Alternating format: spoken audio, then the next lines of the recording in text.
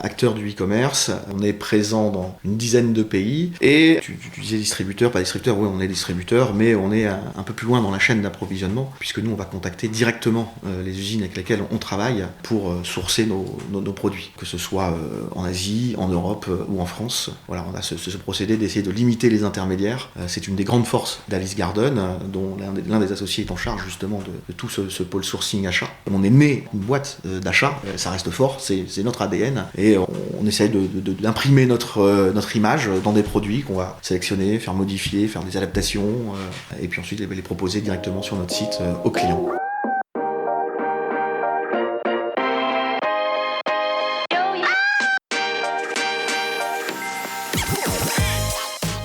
Bonjour et bienvenue parmi les Digital Doers, votre podcast source d'inspiration pour les acteurs de l'innovation. Ce programme est coproduit avec Comexposium pour l'événement incontournable qu'est le One-to-One Retail e-commerce de Monaco.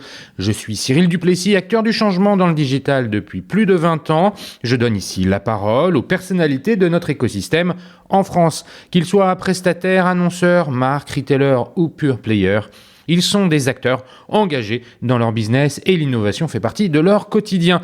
Source intarissable d'inspiration, je vous propose une conversation dynamique et sincère pour vous donner accès à leur retour d'expérience, leur vision et leur analyse sur les tendances et les perspectives marché.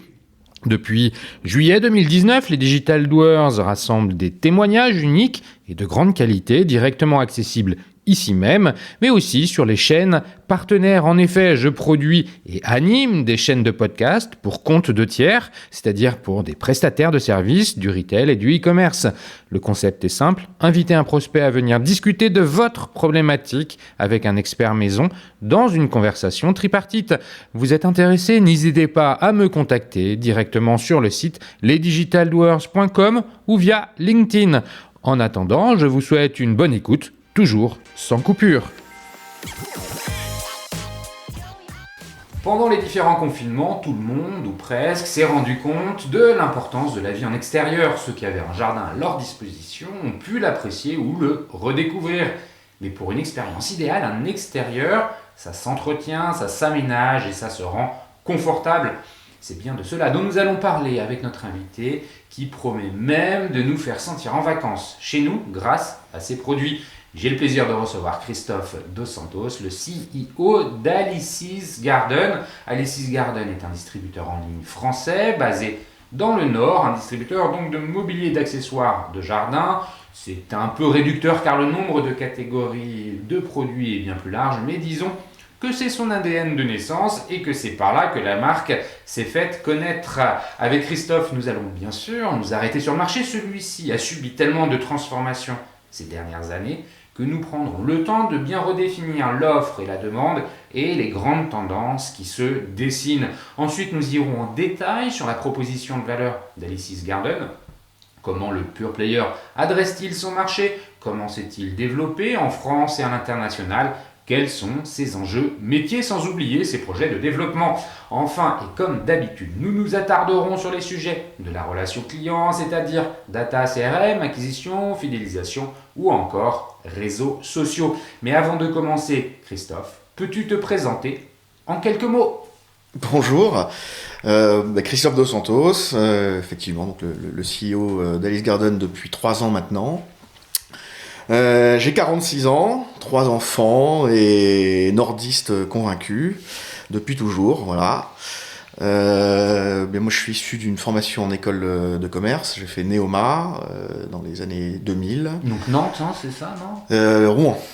Rouen, j'ai commencé à la fac, à la Cato à Lille, et puis après la 3e année, l'école de commerce. Ok.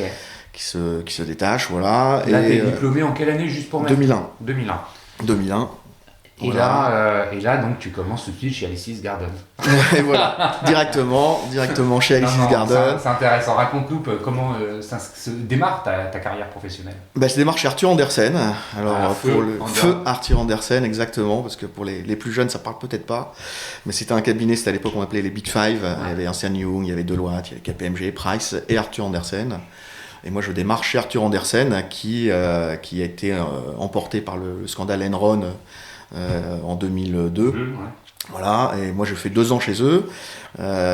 J'étais là-bas avec mon épouse d'ailleurs, qui était elle aussi chez Arthur Andersen.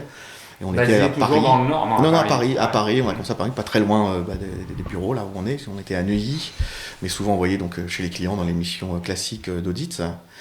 Et voilà. Et donc je commence ma carrière finalement dans un monde un peu financier, un grand groupe international, et très très loin de ce qui va m'amener chez Alice Garden aujourd'hui. Mais le sujet en tout cas est cohérent puisque je me cherchais, je sortais d'école de commerce. Les chiffres, c'est plutôt quelque chose qui résonnait positivement en moi, et sans trop de réflexion approfondie. Là, tu rentres dans l'audit, ouais. C'est ça? Combien de temps tu y restes? Je fais 2 saisons chez eux, mais très vite la vie parisienne et le cabinet d'audit, je me dis tiens, il y a quelque chose qui colle pas complètement. J'avais envie de revenir dans le Nord, dans mon Nord natal, il y a de ça. Et puis le cabinet, j'ai adoré Arthur Andersen. Aujourd'hui, je me sens encore arthurien. Je dirais, c'est même la seule entreprise qui m'a marqué à ce point-là. Ouais, Qu'est-ce que tu retiens finalement de cette La rigueur. C'est une école de la rigueur qui est fantastique, de la solidarité, de l'agilité, puisque toutes les semaines on changeait de client, ou toutes les 2 semaines on changeait de client, donc on est tout le temps en train de se remettre en question. Donc c'est paradoxal de se dire qu'après 2 saisons j'ai envie de voir quelque chose, mais c'est peut-être aussi ça qui est mon ADN. J'ai toujours envie d'aller voir ailleurs, peut-être. Je me suis jamais fixé très très longtemps, mais j'ai adoré ce moment-là. J'ai vraiment l'impression d'avoir appris ce que c'était que la vie professionnelle chez Arthur Andersen, et aujourd'hui je me sens encore arthurien, même si j'ai fait que 2 saisons. Alors pour certains ça sera pas un gage suffisant, disons il faut avoir fait au moins 5-6 saisons. Bon ben voilà, moi j'ai fait 2 saisons. On parle de saison comptable en fait, c'est ouais, ça? Saison comptable, les grosses saisons. J'ai fait un stage long, puis 2 saisons chez eux, de 2000 à 2002. De 2000 à 2002. Et donc ensuite tu changes pour rester dans l'audit, mais Alors une autre facette de l'audit, puisque j'étais dans l'audit financier, là je passe dans l'audit interne, donc très opérationnel, et je rejoins un grand distributeur du Nord, Leroy Merlin. Donc là tu rentres dans la galaxie Mullier. Voilà, exactement. Chez Leroy Merlin, tu arrives à l'audit interne. L'audit interne, tout à fait, dans une équipe qui était déjà constituée. Et là, la mission n'a plus rien à voir avec l'audit financier, puisque c'est être sur les terrains, dans les magasins, aller comprendre la vie du client concrètement. Oui, parce que l'audit interne, contrairement à l'audit financier, c'est aller comprendre les process. Dis-moi si je me trompe, c'est ça, c'est exactement ça. Les process, et les différents process. Dans quelle mesure il y en a qui peuvent être défaillants. Comment est-ce qu'on fait pour les améliorer. Alors très souvent on associe l'audit à une sorte de flicage, et bon, la coloration à donner est plutôt inverse, c'est plutôt de se dire comment on fait pour s'améliorer. Est-ce qu'on peut voir des pistes de changement, toujours ça. Et c'était, ce qui m'intéressait, c'était rejoindre Leroy Merlin. Donc là tu découvres le monde du retail. Le monde du retail, voilà, c'est là que je prends goût au retail. C'est une rencontre qui m'a fait venir chez Leroy Merlin avec Marc de Lausanne, qui était le directeur financier de l'époque. Et on s'est rencontrés, on s'est plu. Et je crois qu'à la fin de notre premier entretien, il m'a dit je suis pas sûr de quel job tu pourrais faire chez nous, mais est-ce que tu veux venir? Et moi, sans savoir quel job je pourrais faire chez eux, je me suis dit ouais, moi ce que je veux c'est venir dans cette boîte avec des gens comme toi, ça me donne envie.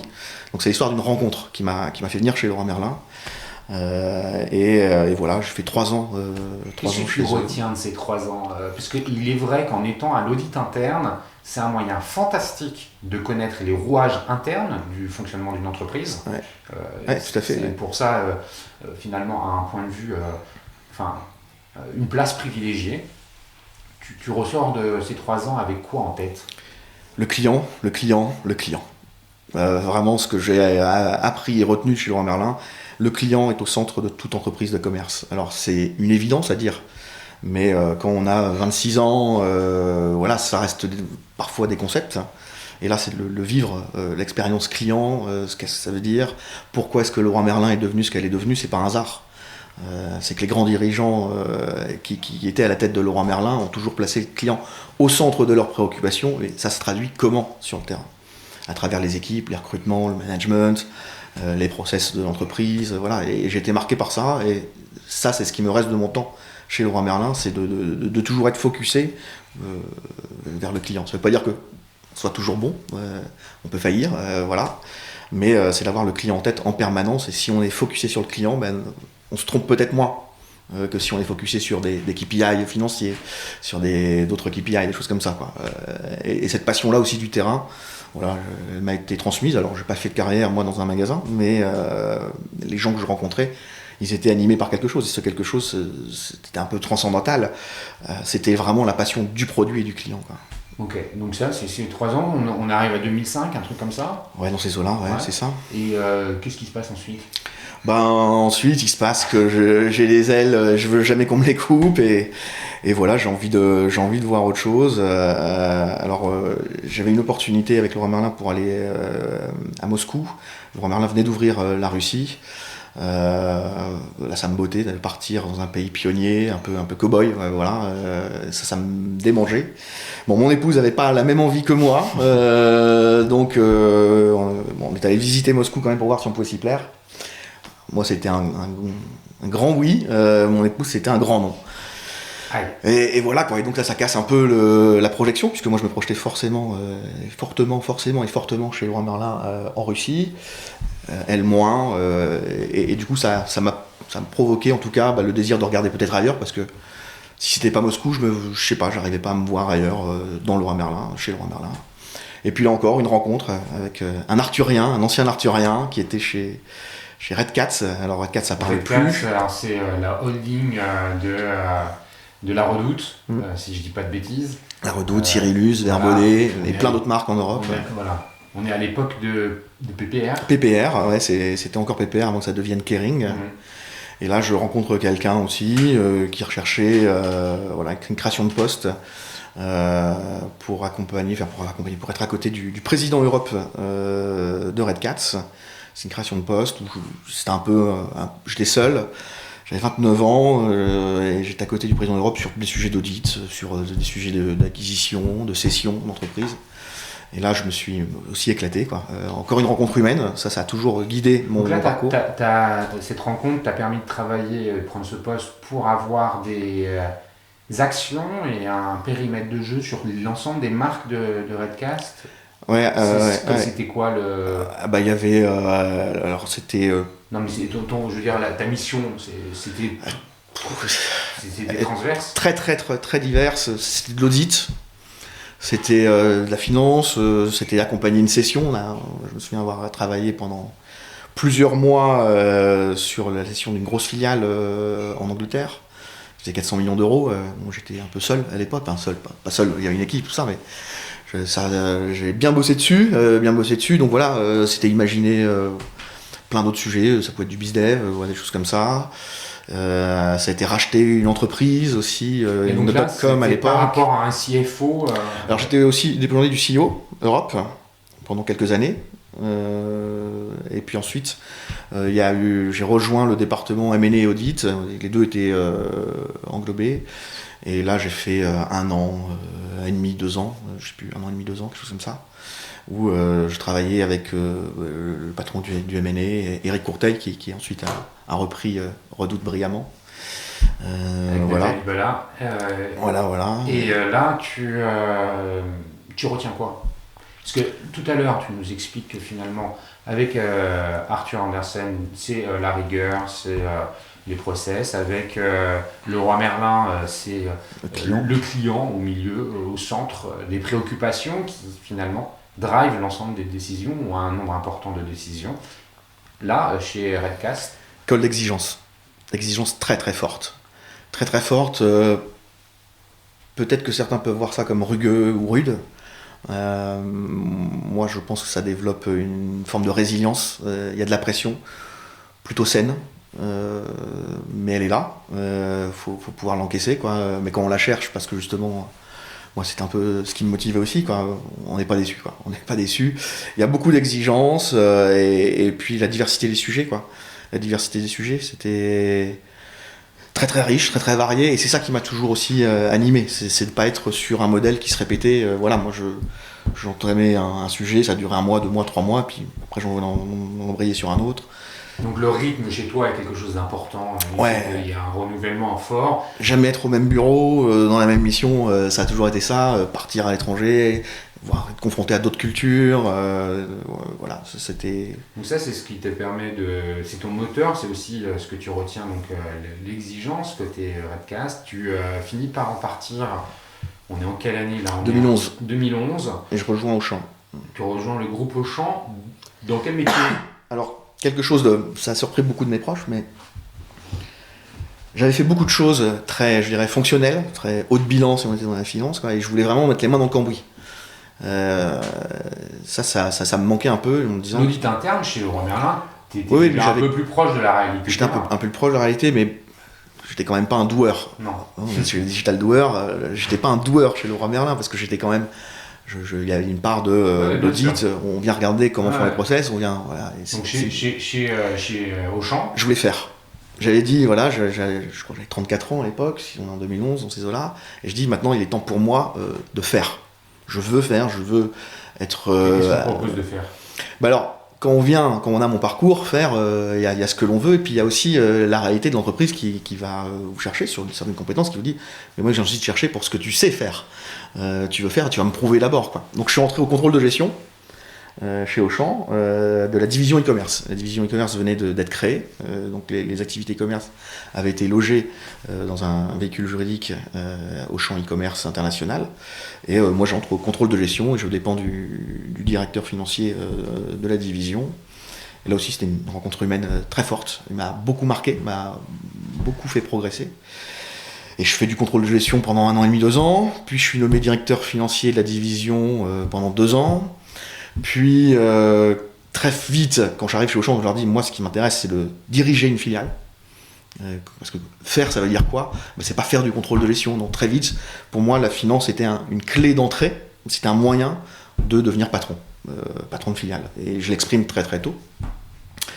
Ça marche bien, Auchan me fait confiance. Moi, j'ai adoré ma période aussi avec Auchan. Et puis il y a un sas de décompression entre la finance et puis l'opérationnel, où je prends une activité, le développement international des activités e-commerce, en parallèle de ma fonction de directeur financier pendant 1 an. Et puis après... est-ce qu'on peut comprendre que c'est un peu pour te mettre le pied à l'étrier? Ouais, il y a un peu de ça. Un peu de ça? Ouais, il y a un peu de ça, c'est de se dire, bon, le petit jeune, là, parce que j'ai 37 ans, c'est bien, il en veut peut-être, mais il faut aussi que ça délivre, quoi. Est-ce qu'il peut délivrer dans les aspects financiers, ok. Encore, j'étais un très mauvais DAF, je crois. Mais j'étais très business. Là, ça, c'est le turning point, c'est là où tu arrives dans l'e-commerce. Tu poursuis comment dans le e-commerce alors? Je prends la direction d'Auchan Direct à l'époque, qui est donc la livraison à domicile d'Auchan. Alors on livrait dans 4 villes de France, Paris, Lille, Marseille et Lyon. Voilà, dans un moment où on se dit qu'il faut qu'on soit plus dans la rentabilité, qu'on soit plus... voilà, toujours plus, de toute manière, c'est l'histoire de chaque entreprise, hein, comment faire mieux. Tu diriges ça combien de temps? Je dirige ça 3 ans et demi. 3 ans et demi. Qu'est-ce qui est le plus dur parce que pourquoi je te pose tout de suite la question de ce qui est le plus dur, parce qu'on est dans la livraison de produits alimentaires, qui est peut-être une des facettes les plus rugueuses de la livraison. Très très rugueuse. D'abord, ce qui était dur, c'est de passer de DIRFI à DG.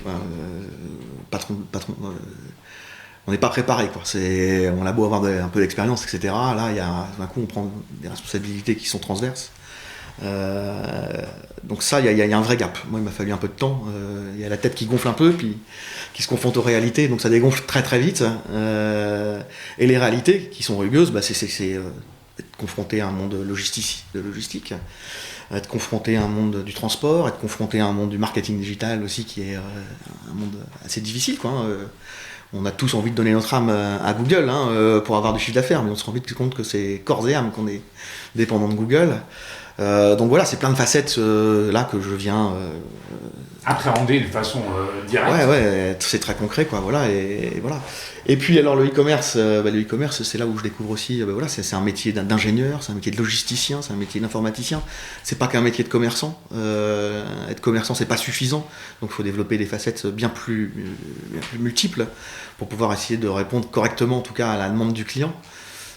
C'est un monde de service, donc on est toujours en train de répondre à de la dette, on crée de la dette quand on n'est pas dans le bon niveau de service, donc il faut essayer de le combler ça, voilà, et puis des projets très challengeants. Et de se dire aussi comment est-ce qu'on fait pour améliorer la rentabilité d'un marché difficile. La livraison, tout le monde la veut, personne ne veut la payer. Et dans l'alimentaire, c'est très très très compliqué. C'est pas un marché à marge forte. Non. Donc une livraison, ça coûte combien? La préparation d'une commande et la livraison d'une commande pour un client, les clients sont pas prêts à le payer, quoi. Donc comment est-ce qu'on fait pour essayer de s'en sortir? Comment est-ce qu'on réduit les coûts? Comment est-ce qu'on a une structure d'entreprise qui soit le plus légère possible? Comment est-ce qu'on pense à l'avenir dans le développement aussi? Ce qui nous avait amené à créer un des premiers entrepôts automatisés en France dans l'alimentaire. C'est un projet énorme, ça. Voilà, 3 ans de vie passionnante. Là, on est en quelle année quand tu quittes Auchan Direct? Je quitte Auchan Direct et Auchan à peu près en même temps, en 2019. C'est là que finalement on commence à s'écrire la page avec Alice's Garden. Exactement. Comment se passe cette transition Auchan Alice's Garden? Même s'il y a une cohérence qu'on voit tout à fait, c'est-à-dire celle de la vente à distance de produits, alimentaires ou pas, enfin c'est ça le sujet. Tu vas passer quand même d'un groupe énorme, dont le chiffre d'affaires se compte en milliards d'euros, avec une galaxie autour, hein, on l'a évoqué déjà, la galaxie Mullier, à une entreprise qui est une PME. Donc, même si on voit la logique, on comprend la logique de parcours, qu'est-ce qui te fait changer pour arriver chez Alice's Garden? Alors, à la fin programmée d'Auchan, il y a une évidence qui s'impose à moi. J'ai vu le monde un peu financier dans l'entreprise, hein, pas la finance des marchés, hein, mais la finance d'entreprise. J'ai vu que des grands groupes, et j'ai 40 ans, donc c'est peut-être ma crise qui arrive, et je me dis là, je veux plus avoir de patron au-dessus de moi. Ça, c'est l'élément principal. C'est de se dire, je veux plus dépendre d'une organisation, je veux pouvoir être confronté à mes propres choix, ne pas me sentir imposer les choix, et me dire, quelle que soit l'entreprise qui me laisserait peut-être les mains les plus libres possibles, elles sont jamais complètement libres, et je me dis, je vais être confronté à l'entrepreneuriat. Donc c'était ça mon premier moteur. Je ne cherchais pas un autre job dans une autre grande entreprise. Je cherchais plutôt moi une entreprise à racheter, en me disant voilà, une petite entreprise. La grande entreprise m'avait montré plein de bonnes facettes, puis d'autres qui me plaisaient moins, notamment la politique ou des choses comme ça.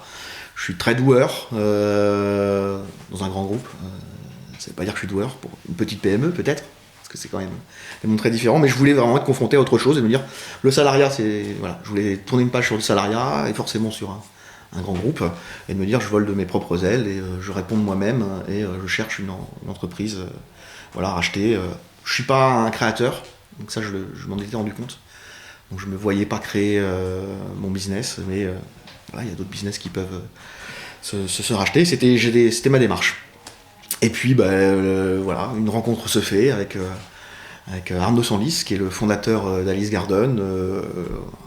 Je crois que je peux te dire un coup de foudre réciproque, quand il m'entendra, il aura le sourire. Avec lui, puis aussi avec les autres associés d'Alice's Garden, on se rencontre, on échange, et puis on se dit mais il y a quelque chose à écrire ensemble. Voilà, et donc moi je rentre chez Alice's Garden pour diriger Alice's Garden en étant actionnaire de l'entreprise. Aux côtés des actionnaires historiques, ouais, des voilà. fondateurs historiques. Hein. Ouais, voilà, exactement. Et voilà, 3 ans que je me félicite tous les jours de ces différentes rencontres avec ces actionnaires, parce qu'on écrit une page commune, basée sur des valeurs communes. Et ça, c'était extrêmement important, puisque comme moi je me voyais peut-être solitaire au début de ma recherche, en me disant je souhaite reprendre une entreprise, là, le fait de rentrer dans une association où il n'y a pas de fonds chez Alice's Garden, on est 5 personnes qui détiennent l'entreprise. L'institut personnel est extrêmement important. Donc il fallait qu'on ait des valeurs humaines qui soient extrêmement alignées. On a besoin d'avoir un socle de valeurs commun et voilà, ça cochait toutes les cases, je pense des deux côtés en tout cas, puisque ça fait 3 ans et c'est 3 ans de bonheur. On va rentrer dans le détail de tout ça, mais avant de parler du marché, est-ce que tu peux nous dire finalement comment toi tu présentes Alors, Alice's Garden déjà, parce que moi je dis Alice's parce qu'il y a apostrophe S. Ouais.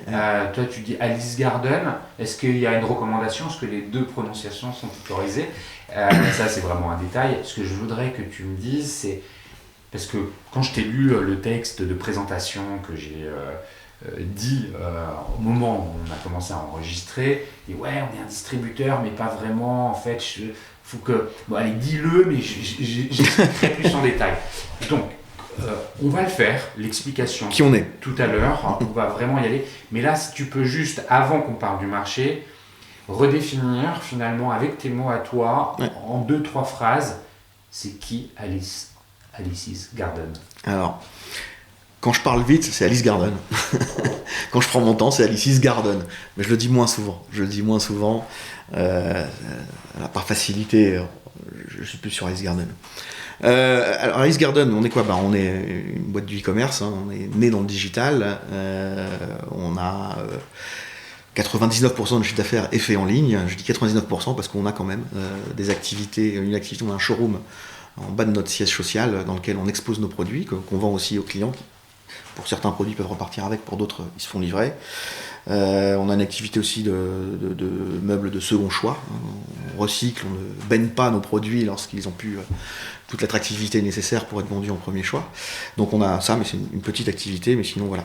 Acteur du e-commerce, on est présent dans une dizaine de pays. Et alors, tu disais distributeur, pas distributeur, oui on est distributeur, mais on est un peu plus loin dans la chaîne d'approvisionnement, puisque nous on va contacter directement les usines avec lesquelles on travaille pour sourcer nos produits, que ce soit en Asie, en Europe ou en France. Voilà, on a ce procédé d'essayer de limiter les intermédiaires. C'est une des grandes forces d'Alice Garden, dont l'un des associés est en charge justement de tout ce pôle sourcing achat. Et on est né comme une boîte d'achat, ça reste fort, c'est notre ADN. Et on essaye d'imprimer notre image dans des produits qu'on va sélectionner, faire modifier, faire des adaptations, et puis ensuite les proposer directement sur notre site aux clients. C'est très clair, alors merci pour cette précision, ça a permis de garder ça en tête avant d'attaquer finalement le sujet, parce que quand on parle d'Alice's Garden, de votre proposition de valeur, pour bien comprendre dans quoi elle s'inscrit, on va reparler du marché. Il n'y a pas besoin d'être un grand professionnel ni grand clerc pour savoir que les confinements ont dû venir sont arrivés comme une bille dans un jeu de quilles, chacun étant confiné au printemps.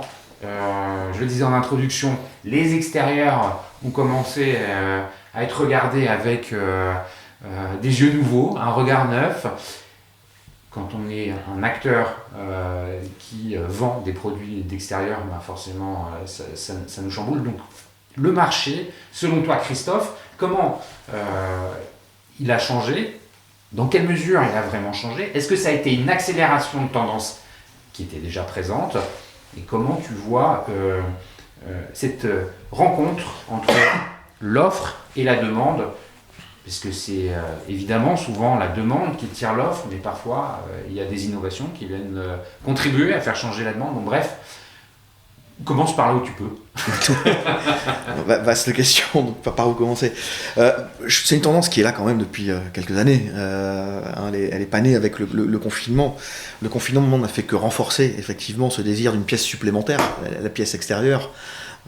Quand on était tous chez nous à pas pouvoir sortir, et ceux qui avaient la chance, je dis bien ceux qui avaient la chance d'avoir un extérieur, se disaient, surtout s'ils sont en famille, comment est-ce que je peux en profiter au maximum de la meilleure manière, et forcément ça a accru la désirabilité de tout ce qui pouvait être matériel d'équipement sur l'outdoor, hein, que ce soit des transats, des salons de jardin, des trampolines pour les enfants, des portiques, des choses comme ça.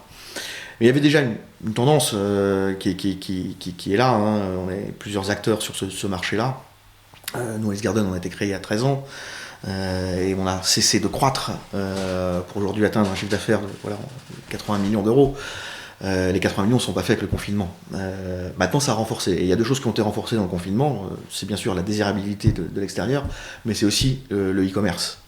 Le e-commerce, c'est pas évident lorsqu'on vend des meubles qui sont importants, puisque nous on vend du meublant d'une taille assez conséquente. Il y a toujours une petite réticence. Le meublant, alors, moi je suis parisien, mes auditeurs le savent, j'habite donc un appartement, comme l'immense majorité des Parisiens. Le mobilier de jardin, on le définit comment là parce que tout de suite on va penser au transat, à la table et aux chaises de jardin. En réfléchissant un peu, on va dire il y a le barbecue. Définis-le mieux que moi. C'est quoi en fait le mobilier de jardin? C'est le marché sur lequel tu te positionnes. On l'appelle comme ça, c'est ça. Tout ce qui va agrémenter l'extérieur pour rendre plus paisible, plus joyeux, plus amusant, plus sympathique. Concrètement, donc c'est passer des bons moments, passer des bons moments entre amis, en famille, et comment est-ce qu'on fait à l'extérieur. Donc ça va être ces meublants, des salons, des tables, des transats, des barbecues, des parasols, effectivement c'est ça. Des pergolas. Des pergolas, alors les pergolas ça c'est le produit phare en ce moment, effectivement, exactement. Mais c'est trouver du plaisir en fait, c'est ça. On va aller jusqu'aux activités sportives un peu, on parle des trampolines, des balançoires, des bacs à sable pour les enfants, on va jusque là. On va jusque là, on fait même nous des stand-up paddle, voilà, c'est de l'activité outdoor. Donc voilà, on essaye d'embrasser au maximum aussi mais pas besoins. Des outils d'entretien, des tondeuses aussi, on va jusque là, c'est vrai. Et d'ailleurs, nous on a lancé notre marque Voltaire sur tout ce qui est outillage. Et le marché, attends, pour revenir sur le marché, on reviendra sur Alice Garden en détail après. Donc le marché, quand on parle de l'extérieur, c'est quoi? Il y a aussi les jardineries, il y a aussi les pépiniéristes, l'agrémentation par les plantes, voilà. Ça, c'est ce que vous vendez quand même? Non, on va pas jusque là. On va pas jusqu'au vivant. Non, on va pas jusqu'au vivant. C'est très difficile. Ça. Comment tu perçois, toi, l'évolution de la demande? Est-ce qu'il y a une maturité qui s'est accélérée chez les consommateurs? Est-ce qu'il y a eu des volontés d'investissement supplémentaires parce que ils ont réalisé à quel point l'extérieur était peu valorisé? Enfin, je sais pas, là, je préempte tes réponses. Oui, non, mais le confinement a fait prendre conscience d'une chose. Comment est-ce qu'on profite mieux de chez soi qu'on a la chance d'avoir à l'extérieur? Je pense que là, c'est pas Alice Garden, mais tout le marché a vu l'explosion des ventes de trampolines, par exemple. Ça, c'était une demande particulière. L'explosion des barbecues, l'explosion des spas aussi. On vend beaucoup de spas. Voilà. Ça, ce sont des marchés, c'est le marché du plaisir aussi. C'était peut-être passer de la notion de je réponds à un besoin, je dois avoir une table de jardin parce que je vais manger dehors, à comment je fais pour avoir une belle table de jardin, passer un bon moment. La notion de plaisir est passée, franchir un cap. Un peu en gamme, le marché a un peu monté en gamme. Ouais, sur des produits, la notion de plaisir est beaucoup plus importante. Le spa, ça fait quelques années, c'est pas le confinement qui a amené le spa, mais c'est bien la recherche de plaisir, il y a un peu d'hédonisme là-dedans chez le consommateur qui se dit, bon ben voilà, comment est-ce que je fais la société change, la société n'est pas forcément plus douce, comment est-ce que donc je fais pour rendre mon intérieur ou mon extérieur, lui, plus doux, et comment est-ce que je l'agrémente. Les produits doivent être sympas, doivent être beaux, dans l'air du temps, ça ne doit pas être juste fonctionnel. On prend une table, 4 pieds, puis voilà, on a une table. Non, on propose des gammes, j'ai bien le marché, pas Alice Garden, mais le marché va proposer des gammes très très larges, parce que voilà, on recherche ce plaisir-là, parce qu'il y a une notion le goût s'affirme de plus en plus dans l'ameublement. C'est intéressant ce que tu dis, justement, parce que ça permet de passer à la demande. Donc à l'offre, la demande, le consommateur veut se faire de plus en plus plaisir. Est-ce que ça induit que derrière, les fournisseurs ont dû revoir un peu leur catalogue et s'adapter à cette demande? Ou alors les produits étaient déjà là et c'est ces nouveaux produits qui ont tiré bénéfice? Bien sûr, les fournisseurs s'adaptent, mais on n'est pas passé de l'âge préhistorique du design à quelque chose de très pointu. Ça a toujours existé, c'était peut-être un peu moins mass market, on va dire. C'était peut-être un peu moins mass market. Et au fur et à mesure, s'est installé ce besoin de plaisir dans la notion de l'outdoor, et voilà, ça s'est transformé petit à petit. Ça, c'est bien avant le confinement. Ça s'accentue de plus en plus. On voit ça, c'est un peu comme le textile, hein, le besoin textile, hein, la mode, voilà. L'indoor, l'outdoor passe par là, mais ça fait déjà des années, c'est pas nouveau, quoi. Ouais, bien sûr. Mais ça s'accélère. Ça s'accélère. Le marché aujourd'hui, en 2022, là on enregistre le 30 novembre. Il est à quel niveau par rapport à 2019? Est-ce qu'il a il a progressé. Est-ce qu'il y a eu un effet bond en avant et puis là on réatterrit sur finalement des niveaux plus cohérents par rapport à une croissance qu'il y avait avant? C'est quoi le marché, sans parler forcément d'Alice's Garden. Ouais, sans parler d'Alice's Garden, mais je pense que déjà il y a le marché e-commerce peut-être et le marché retail qui peuvent avoir des logiques peut-être différentes. Et je ne parlerai pas pour le retail que je connais peu. Ce qui est sûr, c'est qu'on a vu un mouvement de balancier s'opérer dans un sens très fort pendant le confinement avec une attractivité forte, notamment des e-commerçants, puisque les magasins étaient fermés. Donc on a eu une accélération sur le e-commerce. Après, il fallait encore avoir la marchandise pour pouvoir y répondre. Ça, avec les problèmes de supply chain, c'était pas évident pour en parler. Mais il y a une très forte demande sur ce marché de l'e-commerce. Et comme je pense que le monde aime l'équilibre, on va retourner à un équilibre, mais pour repasser de ce mouvement de balancier qui nous a amené vers un extrême de demande, nous sommes en train de passer vers un contre-extrême de demande. Et très, très significativement, je pense que beaucoup des distributeurs ont vu l'année en cours, l'année 2022, de manière un peu difficile. Un peu difficile parce que justement, les phénomènes macroéconomiques, l'inflation, les phénomènes géopolitiques sont venus perturber forcément la possibilité et le besoin de consommer. Et donc les grandes tendances qui s'étaient créées pendant le confinement sont un peu cassées là. Mais on le comprend quelque part, c'est assez normal. C'est sain aussi. C'est sain. Et c'est sain aussi. Mais ça veut dire que fin 2022, on revient à une situation qui se compare comment par rapport à celle de 2019 ? D'après-Covid, pour le e-commerce, quand je regarde les études de marché, il y a quand même une croissance qui est beaucoup plus forte. Si on prend le chiffre de 2019 versus 2022, il y a une croissance qui s'est faite. Je pense qu'il y a une réassurance. Il y a de l'acquis quand même. Il y a un acquis. Je pense que les e-commerçants ont réassuré peut-être sur leur manière de répondre à un besoin client tant par le produit que la qualité du produit ou la livraison. Et ça a instauré en tout cas un changement de comportement de consommation qui s'est un peu déplacé. Après, le marché du e-commerce, c'est quand même un petit marché comparé au marché du retail dans ces mondes-là. J'en ai aucune idée. J'en ai vraiment aucune idée. Et je dis j'en ai aucune idée parce que quand on a accès à certaines études, on voit de tout, et puis de quoi on parle, c'est très difficile de se dire c'est quoi le outdoor, est-ce qu'on met dedans les pépiniéristes, voilà, quand on les retire, c'est avec quoi exactement. C'est assez difficile, donc j'ai arrêté d'essayer de me chercher une conviction et de me faire une conviction. J'essaye de répondre au maximum à nos clients et de toucher le maximum de clients, mais on sait que voilà, on est quand même une certaine forme de maturité sur l'e-commerce chez les commerçants. Mais la taille du marché, je ne peux pas répondre à ça. Non. En revanche, ça va faire une bonne transition pour venir en détail sur la proposition de valeur d'Alice's Garden. Tu le disais tout à l'heure, vous avez une présence internationale sur les marchés forts en Europe. Tu vas nous les relister. Est-ce que les tendances que tu viens de nous décrire de marché, elles sont observées au travers du prisme d'Alice's Garden de la même façon dans les autres pays ?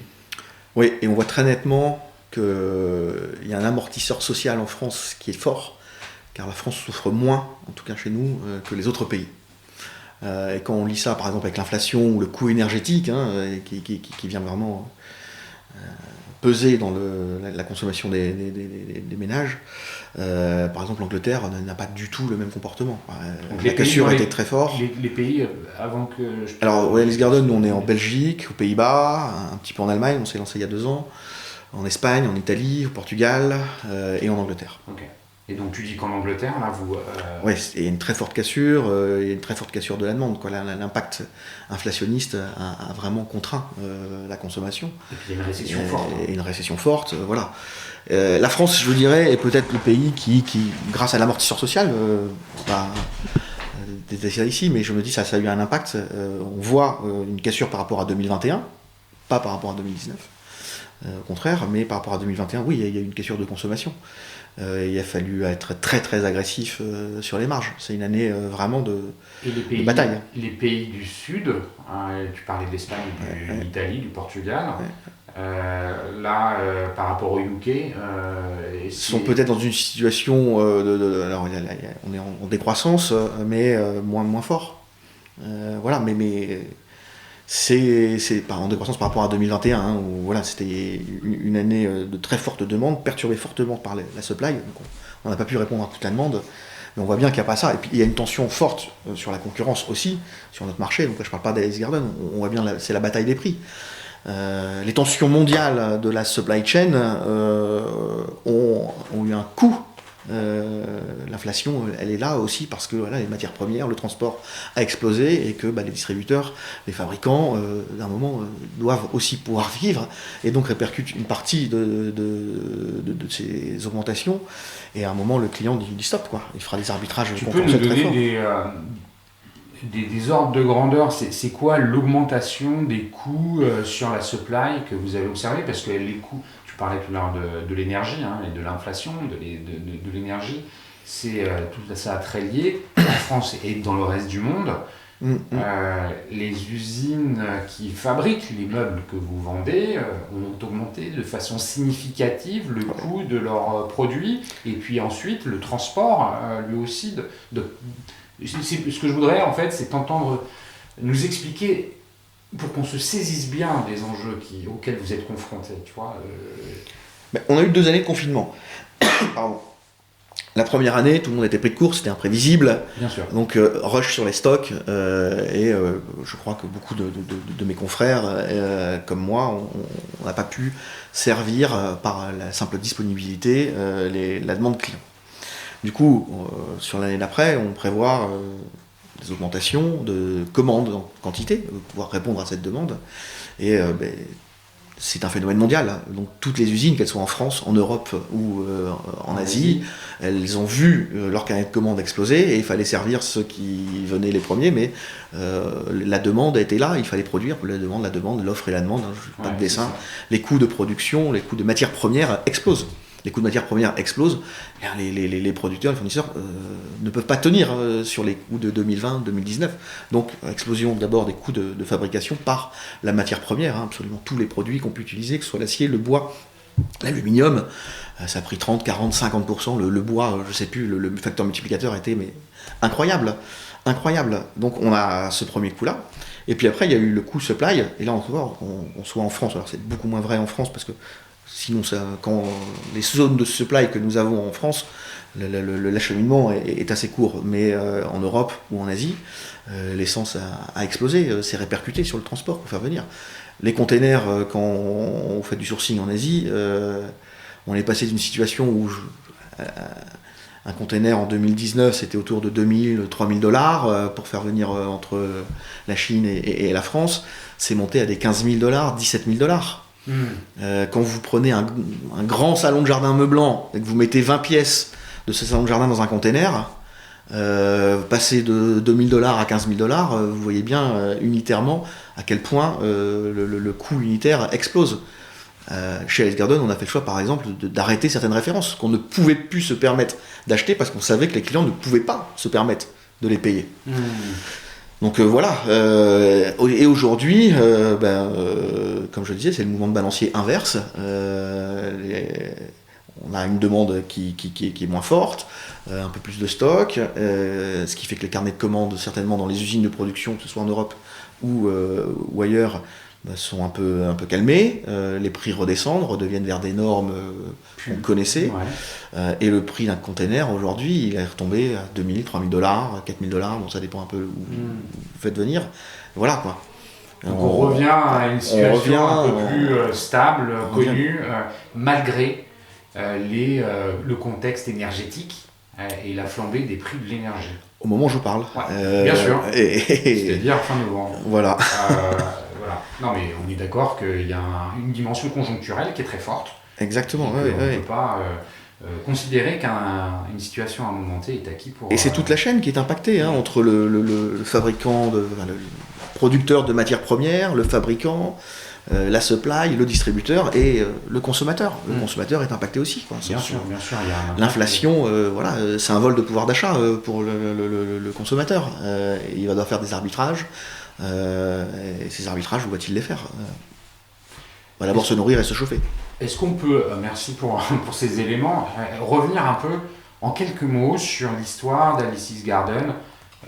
Tu disais que la marque, l'entreprise, a 13 ans. Elle s'est développée comment? Tu as commencé à parler des cofondateurs. Est-ce que tu peux nous pitcher rapidement l'histoire entre ses débuts et aujourd'hui, comment elle s'est développée? C'était un premier pas dans le outdoor, tenté donc par Arnaud Sandlis à l'époque et William Stahl. Ils avaient acheté un container, ils s'étaient dit tiens on va le vendre en je sais pas combien de temps, peut-être 3 mois, 5 mois, et je crois qu'en une semaine ils ont vendu le container. Ils étaient surpris, donc ils ont vite racheté un deuxième container, et ça s'est fait petit à petit, et toujours dans une démarche très... Ils le vendaient comment? Ils avaient leur site internet ou... Non, pas encore. C'était par eBay. C'était sur eBay que se faisaient les premières ventes, quoi, avant de créer un site qui est arrivé quelques années plus tard. Ils utilisaient les marketplaces et c'est resté dans l'ADN d'Alice Garden. Donc c'est une boîte qui est née dans la frugalité, mais elle l'est toujours. On essaie vraiment d'être frugal parce que notre promesse, c'est aussi de se dire voilà, on essaie de vendre des produits qui sont dans l'air du temps, mais on est très mass market. Donc on a une offre, qui n'est pas une offre premium, c'est pas notre marché, voilà. Et donc, il faut être frugal. Donc ça a toujours été dans l'ADN, ça a commencé comme ça. Et aujourd'hui, Alice Garden est né un peu avec eBay, donc je ne vais pas dire que c'est une marketplace eBay, mais c'est resté. C'est une sorte de marketplace. Voilà, quoi. Et c'est resté, aujourd'hui on a encore beaucoup de partenariats avec des marketplaces importants, donc on a notre site sur lequel on vend en direct, et aussi des partenaires. Les marketplaces, ça représente quel pourcentage du chiffre d'affaires? Un gros pourcentage, un tiers. Voilà.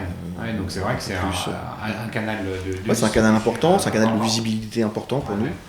Voilà, on a des partenariats avec les principales marketplaces françaises. Là, tu me résumes très très rapidement le départ, effectivement, avec l'achat de containers, l'idée et puis les volumes qui augmentent, les marketplaces, puis des sites internet. Je dis des sites internet parce que si j'ai bien lu et bien fait mon job, il y a eu différentes verticales qui ont été adressées pour finalement, j'ai en tête 2016, l'année 2016, un regroupement sous Alice's Garden. Exactement. C'est ça. Et puis finalement une plateforme unique de distribution sur ce site internet-là avec différentes catégories parce qu'aujourd'hui vous ne faites pas... et vous faites aussi de l'indoor, enfin je veux dire... à l'intérieur de la maison, il se passe aussi des choses. Est-ce que vous les vendez? Il se passe beaucoup de choses même à l'intérieur de la maison. Et ça a été justement une de nos volontés. Et depuis un an et demi, 2 ans, maintenant on embrasse l'indoor. Donc on l'a embrassé en mode test. On s'est dit voilà, on a construit une certaine notoriété, une certaine compétence aussi dans la sélection et la distribution de nos produits. Et est-ce que ce savoir-faire, on peut l'exprimer ailleurs que le monde originel, le cœur de métier d'Alice Garden là-dedans? On s'est posé cette question-là, et donc voilà, il y a 1 an et demi, 2 ans, on a, en plein confinement, sélectionné des produits, des fournisseurs pour lesquels on se disait il y a peut-être une réponse aux besoins clients. Donc là, depuis 2 ans... Voilà, c'est un test. C'est plus un test aujourd'hui. C'est ça. C'est validé. C'est validé. C'est validé. Donc aujourd'hui, on a une offre conséquente. Et ce qui fait qu'Alice Garden, effectivement, maintenant... embrasse 2 mondes, l'outdoor et l'indoor. Ouais, donc voilà. Alice, elle va peut-être pas faire que le jardin, elle va peut-être faire aussi la maison. Tu parlais tout à l'heure de la supply et à quel point c'est important, les coûts qui sont à maîtriser. Pour aller au bout de la supply, on a parlé du sourcing, beaucoup. Il y a l'autre partie. Une fois que la vente est réalisée, elle se continue, l'histoire de la supply. Elle commence. La vente commence à ce moment-là presque. Ouais, elle commence sur les enjeux commerciaux. Elle se poursuit parce que les produits sont arrivés. Enfin, il y a eu le sourcing. Tu vois ce que je veux dire? On passe côté relation client. C'est un de vos métiers quelque part, ça. Et là, vous êtes dans du hors-gabarit. On n'utilise pas une messagerie express pour livrer un salon de jardin. Non. Ou un spa. Oui. Comment c'est appréhendé chez vous? C'est pour être issu aussi de ce monde-là. Je mesure à quel point c'est pour un e-commerçant comme vous un enjeu de réputation hyper fort, de réassurance. Tu t'en parlais tout à l'heure. Tout à fait. Comment vous avez appréhendé ces sujets-là? Alors Il y a deux, je vais faire deux réponses, parce qu'il y a le transport et ensuite, je dirais, le service client. Et le transport des produits massifs, des produits imposants, ce qu'on appelle les gros produits, enfin voilà, mais péjoratif, c'est pas évident. Ça fait pas le bonheur de tous les transporteurs non plus, et on l'imagine bien, on le sait. Donc d'abord, c'est la sélection des bons transporteurs avec lesquels on travaille, parce qu'on n'a pas notre flotte interne, on n'a pas internalisé cette compétence-là. On en serait incapable, d'abord parce qu'on a une... Vous avez un entrepôt ? On a un entrepôt en France. Qui dessert l'ensemble de l'Europe ? Non, il dessert une partie de l'Europe. On a d'autres entrepôts Sud-Europe et un entrepôt en Angleterre. D'accord. Voilà. Et donc le transport, c'est clé chez nous. Donc c'est d'abord la sélection de partenaires qui sont fiables. Et ça, c'est extrêmement important. Dans chacun des pays. Dans chacun des pays, voilà. Donc il y a une vraie recherche, une vraie dynamique et une remise en cause permanente pour pouvoir se dire est-ce qu'on est avec les bonnes personnes, parce que le seul lien physique qui se fait à un moment entre la marque Alice Garden et le client, c'est le transporteur. Et oui. C'est lui qui est le dernier maillon de la chaîne de contact avant le prochain qui soit le service client, mais qui lui aussi sera à distance. Donc c'est extrêmement important. On fait très attention à ça. Il y a la logique de coût, mais il y a la logique de qualité. Et on ne peut pas dire que l'une va remplacer l'autre. C'est un couple permanent dont on doit chercher le meilleur des équilibres. Donc on a un regard fort là-dessus. Puis ensuite, il y a le service client. Et là, pour le coup, le service client, on aurait pu faire des choix d'externalisation et on a absolument fait le contraire. 100% nous, de notre service client est internalisé. Et il est internalisé dans le pays dans lequel il preste, dans la langue dans laquelle il preste. D'accord, donc les Espagnols qui appellent auront un espagnol en Espagne qui leur répondra. Voilà, ça sera ça. Le Français qui appelle aura un Français qui est en France. Voilà. On a décidé d'internaliser ça parce qu'on se dit que c'est primordial d'avoir la meilleure qualité possible, d'avoir la plus grande célérité, d'avoir une qualité des réponses. Malgré ça, ça ne veut pas dire qu'on est toujours bon. On est lucide et on est toujours en constante recherche d'amélioration, tant dans nos process que dans la manière dont on doit répondre. Parce qu'il y a un aspect, et là tu viens de rassembler la livraison et le service client, c'est important de le faire. Dans les produits que vous livrez, le consommateur a un rôle à jouer à la réception dans la mesure où une partie des produits qui sont livrés, j'imagine, sont un peu à monter. Donc il doit faire les choses. Il doit, oui. Non, mais voilà, c'est pas propre à Alice's Garden, c'est l'ensemble du marché qui fonctionne comme ça. S'assurer que sa livraison est intègre, déjà. Voilà. Ça peut arriver, mais ça, c'est la première chose. Et puis ensuite, il fait son montage lorsqu'il y a les produits montés. Mais on ne fait pas que des meubles en kit. Nous, on a aussi des meubles complets. Voilà, d'autres concurrents ont fait des choix différents. Nous, on fait les deux. Voilà. Ça dépend aussi de la gamme de prix qu'on vient sélectionner. Le kit est une gamme plus abordable, mais pour certaines gammes, on préfère, nous, dans une notion de durabilité, ne pas les mettre en kit. Donc là, c'est juste déballer le carton, quoi. Voilà, on a ça. Et là, il va être aussi un feedback pour nous. Les consommateurs choisissent nos produits, les plébiscitent, ou au contraire. Et ce qui fait que les produits peuvent disparaître de la gamme, c'est si on a trop d'appels de nos consommateurs qui se disent non, mais ça va pas. Ok, à un moment, c'est le consommateur qui va choisir, on va éliminer ce produit de la gamme. C'est intéressant ce que tu dis. Donc les équipes produits sont très proches des consommateurs. Ouais, voilà, on fait parler ensemble les équipes du service client, qui portent la voix du client, vers les équipes qualité. D'accord. Ils travaillent ensemble, et soit pour améliorer des produits, si on se dit là il y a une piste d'amélioration à faire, parce qu'on a identifié un problème, soit pour se dire on sort ce produit de la gamme, parce qu'il ne répond pas à notre standard de qualité, et il est exprimé par qui ce standard de qualité ? Les consommateurs. Alors, ça peut arriver. Bien sûr, il y a le produit, ça, il faut sourcer les bons produits, retirer ceux qui ne donnent pas satisfaction.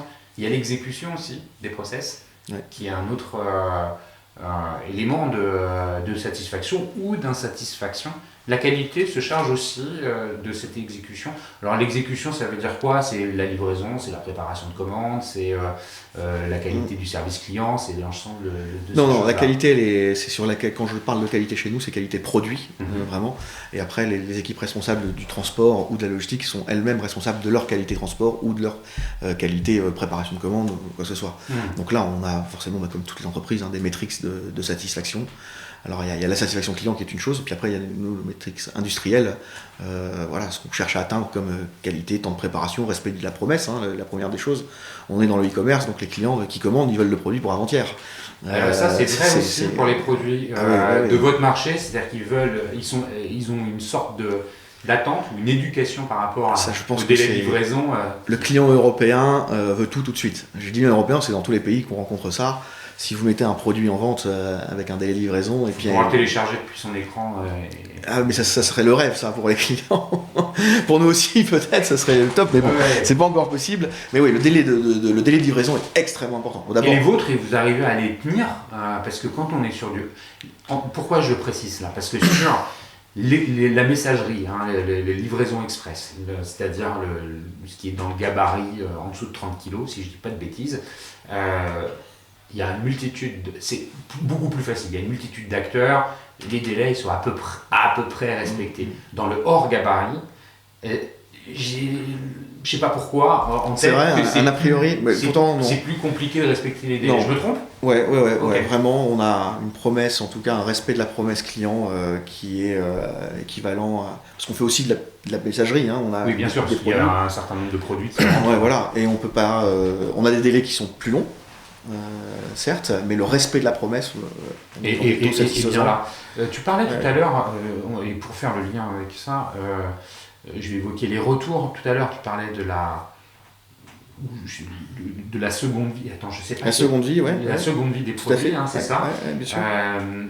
Est-ce que donc ça veut dire qu'il y a des retours, hein, la reverse logistique, c'est quand même un sujet hyper important, surtout sur du hors gabarit. Ouais. Comment on fait le pick-up à domicile? Est-ce qu'on le fait à domicile? Donc ce sujet-là, je suis désolé d'être un peu trivial, mais tu vois, c'est quand même des vrais sujets qui animent la relation avec vos clients, et on en parlera après justement de cette relation client. Et puis cette seconde vie, comment vous l'animez? Alors déjà, pour ne pas subir la seconde vie, je pense qu'il faut être bon dans la première vie. Pour être bon dans la première vie, c'est-à-dire qu'il ne faut pas mentir. Il faut être faire. Voilà. Faire, ça veut dire quoi? C'est faire sur le prix et sur le descriptif du produit. Essayer de donner dans notre fiche produit le maximum de détails techniques et aussi le maximum de détails inspirationnels, hein, ce qu'on ne peut pas mesurer techniquement, au client pour qu'il puisse se projeter.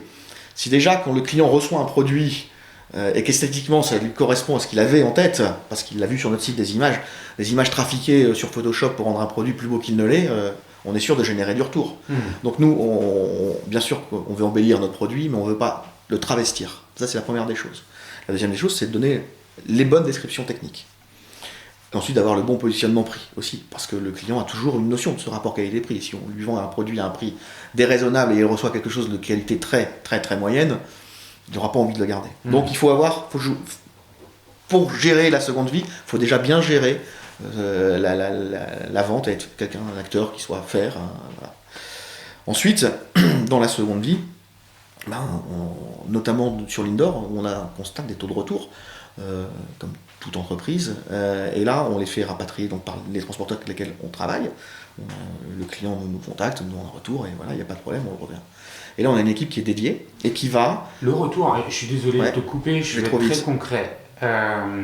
Prenons tu parlais tout à l'heure d'un trampoline. C'est volumineux et c'est à monter. Un trampoline, c'est pas livré d'une pièce, hein, on est bien d'accord.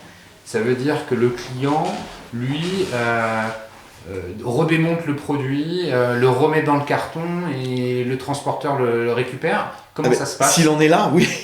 mais s'il l'a monté et qu'il y a quelque chose de très déceptif ou quoi que ce soit, qu'il dit je veux un retour, et je veux me faire rembourser parce que voilà, c'est ça, il va devoir redémonter le produit, effectivement. On va pas avoir un transporteur qui va prendre son produit là. La chaîne logistique ne pourrait pas se couvrir. Donc il vient rechercher cependant le produit à domicile, il repart et vous le rapporte dans votre entrepôt. Les retours qui arrivent, et comme tout e-commerçant, vous en avez plus ou moins, comment sont-ils traités? Tu parlais de la seconde vie, il n'y en a aucun qui repart chez le fournisseur, a priori, c'est vous qui... Non, on fait deux choses. Donc alors, s'ils sont cassés, abîmés, comment? Alors, on a une équipe dédiée à temps plein qui va constater 100% des retours qui sont effectués. Elle va les constater, soit le produit est complètement intègre dans son emballage, il n'y a pas de débat, celui-là il repart dans le circuit classique. soit le produit est vraiment mais dans un état, il a été cassé, tout ça, donc là il y a forcément un litige quelque part. Et voilà, mais on va le béner s'il est complètement bousillé. Soit le produit est tout à fait acceptable, mais ne peut plus être vendu comme étant du premier choix. Alors dans ce cas-là, on va le mettre en vente dans notre magasin second choix, les deals d'Alice. Et là, on a sur les communautés lilloises, puisque c'est au siège social d'Alice Garden, qui va être contacté. On leur propose, on a une page Facebook. Donc en local, c'est revendu en local. Tout à fait, en local. C'est pour ça que tu disais, c'est pas 99, c'est pas 100%, mais 99% de nos ventes qui sont effectuées en ligne. Parce que on a il y a aussi ça. Ce canal de distribution là qui donne un coup de peps à des produits qui ont eu un petit coup, quoi, voilà. Et on dégrafe le prix et tout le monde trouve son compte, quoi. Et nous on baigne pas, voilà, des produits qu'on pourrait pas vendre, mais qui sont tout à fait utilisables, encore d'un aspect visuel tout à fait propre. Et voilà. Ok. Justement, tu parles de clients, de cette page Facebook. Arrivons sur le sujet de la relation client. Je le disais en introduction. On va finir sur un retour au consommateur. Comment vous gérez cette donnée, cette relation client, l'animation de votre prise de parole. Comment vous faites avec les réseaux sociaux, comment vous faites pour gérer la donnée? Est-ce que vous avez un outil CRM? Enfin, voilà, il y a forcément quelque chose qui est fait. Forcément. Forcément, ça se développe, on se professionnalise. Alors, on reste quand même une petite boîte. Alors, vous êtes combien? Une grosse petite boîte. On est sur le siège à Vambrochy, donc dans le nord, on est 70 personnes. On a une équipe de 20-25 personnes à Barcelone. Et lors de la forte saison outdoor, on monte un peu plus. On a besoin justement d'équipes en renfort au service client pour pouvoir répondre. Parce qu'on ne l'a pas précisé, il y a une saisonnalité qui est quand même un peu marquée. Extrêmement forte. Avec l'arrivée du printemps jusqu'à exactement. l'été, quoi, Ouais, c'est ça. De début mars jusqu'au 15 juillet, on a une grosse explosion des ventes. Et l'indoor, on n'a pas fait ça pour ça, et c'est une des conséquences de l'indoor plutôt. L'indoor va venir un peu lisser cette saisonnalité, puisqu'on n'a pas du tout la même. On ne souffre pas en tout cas des mêmes pics. Parce qu'avoir des pics, c'est aussi une forte contrainte pour nous. Des contraintes de stockage, des contraintes de cash. Des contraintes. Qu'il y a du BFR derrière. Ah, bah bien sûr. Ouais. Et en ce moment, c'est une vraie contrainte. Ouais. donc voilà, quoi, ça va venir lisser ça. On reste quand même une boîte à taille très humaine et on n'est pas armé d'une équipe d'une centaine de data scientists qui vont venir nous analyser, voilà. Donc on a des équipes qui traitent le sujet, bien sûr, on a différentes équipes, on a une équipe data, voilà, on a harmonisé depuis quelques années l'ensemble de nos données, on a été les chercher pour pouvoir les traiter, pour pouvoir lire le comportement du consommateur, essayer de le comprendre et mieux y répondre. On a une équipe du marketing digital et on a bien sûr le service client et tout ça qui travaille ensemble pour pouvoir s'adresser aux clients.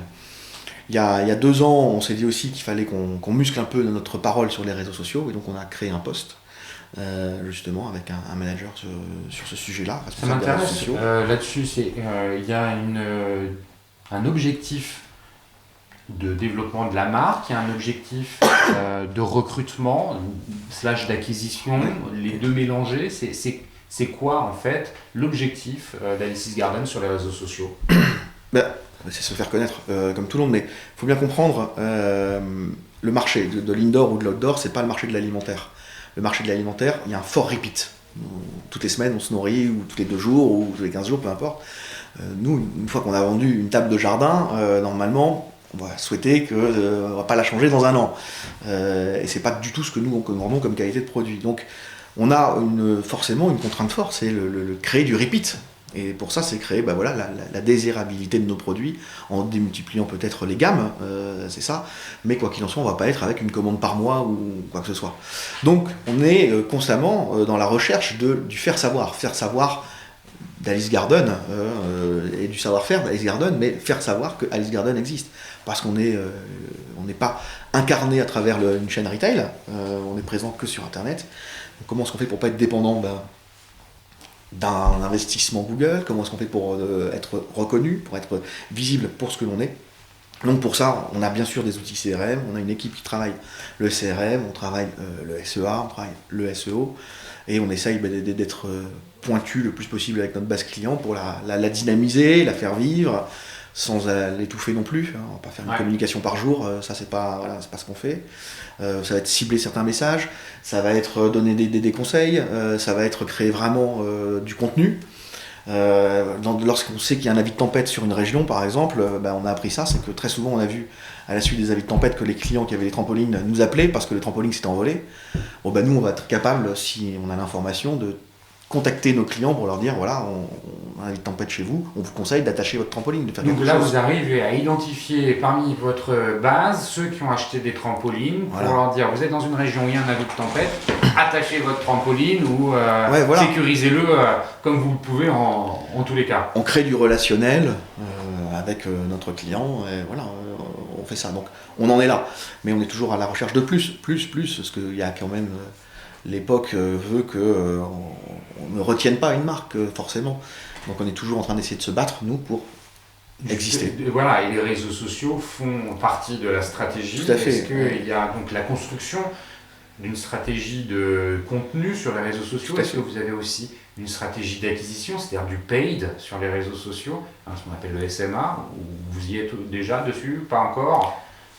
Peu, on va dire peu, mais on a une vraie stratégie de contenu sur les réseaux sociaux, sur Instagram, on a une belle communauté, alors qu'on cherche toujours à faire grandir, qualitativement, j'entends, acquérir un abonné pour un abonné, mais dans lequel on n'entretient pas une relation, ça a peu de sens, donc il faut une relation qualitative.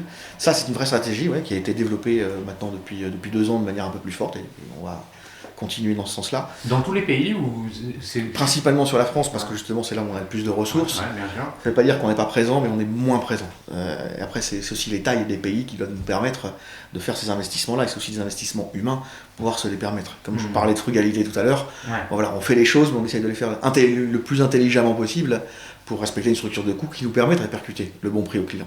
Si on devient fat, à un moment, le client devra le payer. Est-ce qu'il acceptera? La réponse est non. Donc, mais c'est bien, ça nous permet d'être sain et de ne pas avoir la tête que dans les étoiles, les pieds sur terre et la tête dans les étoiles. On n'est pas encore sur le recrutement d'influenceurs.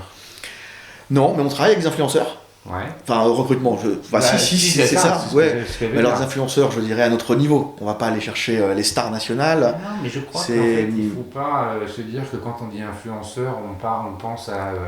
des stars de... Je crois que la micro-influence est véritablement un sujet qui est regardé de plus en plus près par les marques et les retailers parce que c'est assez efficace. Et nous, c'est ce que l'on fait, cette micro-influence, et on a tout le temps des partenariats avec des influenceurs, on crée des choses avec eux, du contenu, pour exister et faire savoir, quoi. Écoute, principalement sur Instagram. Sur Instagram. Merci 1000 fois pour la qualité de cette conversation. Est-ce que tu crois qu'on a oublié de mentionner quelque chose d'important qui te tenait à cœur? Là, comme ça, non. Non. Tu sais que ça fait déjà 1h05 qu'on enregistre? C'est formidable. C'est un bon moment. Un très bon moment. C'était super. Merci franchement, parce que c'est un marché qui est... comment dire, connu parce qu'il y a beaucoup d'acteurs. Tu parlais de Leroy Merlin qui est dans le retail un acteur important et un concurrent aussi en ligne. Et un partenaire. Pour nous aussi. Un partenaire aussi, très bien. Là on a bien compris les enjeux qui étaient ceux de ce marché-là, l'outdoor et maintenant un peu l'indoor pour Alice's Garden. Si on veut te contacter, on peut faire comment? C'est via LinkedIn, LinkedIn, c'est Christophe Dos Santos sur LinkedIn. Si vous avez du mal à le joindre, je pourrais toujours faire l'intermédiaire, donc vous pouvez aussi me joindre pour faire passer un message à Christophe. Merci à vous tous qui écoutez les Digital Doers, vous êtes toujours plus nombreux et les messages de soutien me font toujours plaisir. Merci également au One-to-One Retail e-commerce de Monaco pour le soutien apporté à cet épisode. Christophe, encore une fois, 1000 merci. Bon retour dans le Nord et puis je te dis à très bientôt. À très bientôt, merci Cyril. Au revoir.